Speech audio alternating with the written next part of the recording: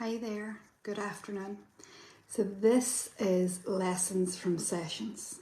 We started this a while back and I'm continuing with the theme of Lessons from Sessions in these small videos. So Lessons from Sessions is where I take all of the knowledge, all of the wisdom, all of the learns, all of the stumbles that happen in sessions, in hundreds of hours of clinical practice, real life stories, real life stumbles, real life victories, and kind of try and bring them here in this kind of small 10-minute video and help you help yourself through the healing journey, because my intention has always been to give you as much information about the healing journey as possible and help you help yourself. And that's what these tiny 10-minute videos are going to be. So today's Lessons from Sessions is about resistance, the resistance to healing. And what I wanted to do in this 10 minutes is I fundamentally want to unshame resistance, if that makes any sense to you. Resistance is when we don't want to go and, we don't want to pick up the phone, we don't want to make the appointment. Resistance is when we don't want to let go. Resistance is when we don't want to work in our felt sense, we want to stay in our heads. Resistance is.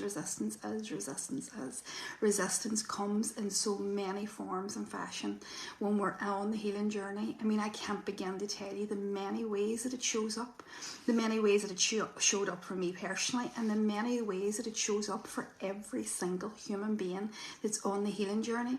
And I suppose that's the first thing about resistance, is that people think it's just them. People think that when they're resistant to healing, when they're resistant to making the appointment, when they're resistant to feeling really being in their bodies, or whatever the resistance is showing, that it's just them. And the truth of it is, it's part of the human condition. So let's normalize resistance, because the resistance to healing is real.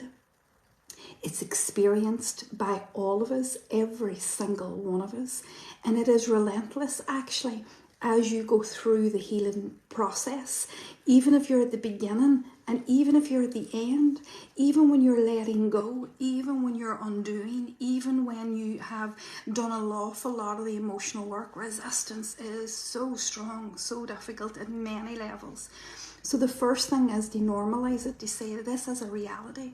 It's a reality inside the healing journey. Why? We could get into the details of that. We could get into the psychology of it. We could get into the way that the brain functions, the way that the mind functions.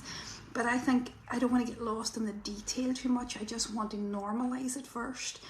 I have seen it in thousands of hours of clinical practice. I've seen it in myself. I've seen it far too much to not to understand the humanity of it, the human condition that we are, and how it repeats and replays itself.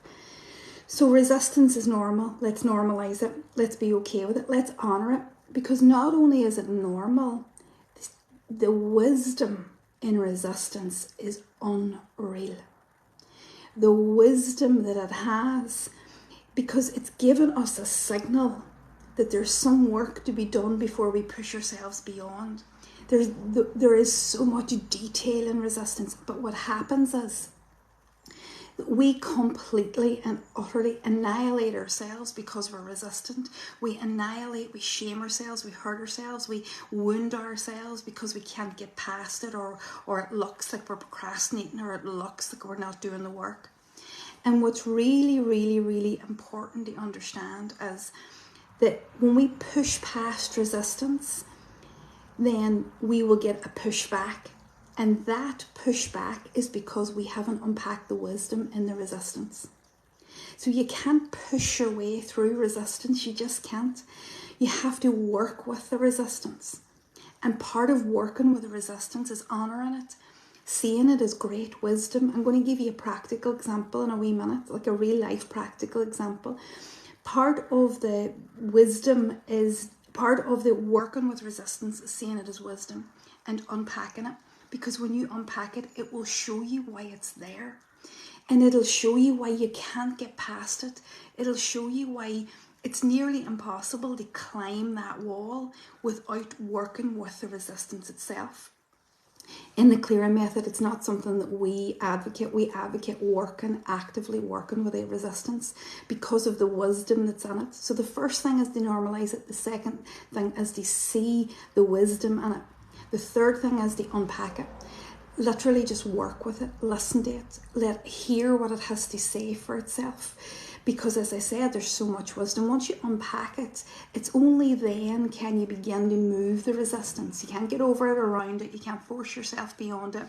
You can't shame yourself. You can't cajole yourself. Unpack it and see what it is. Let me give you a wee tiny practical example.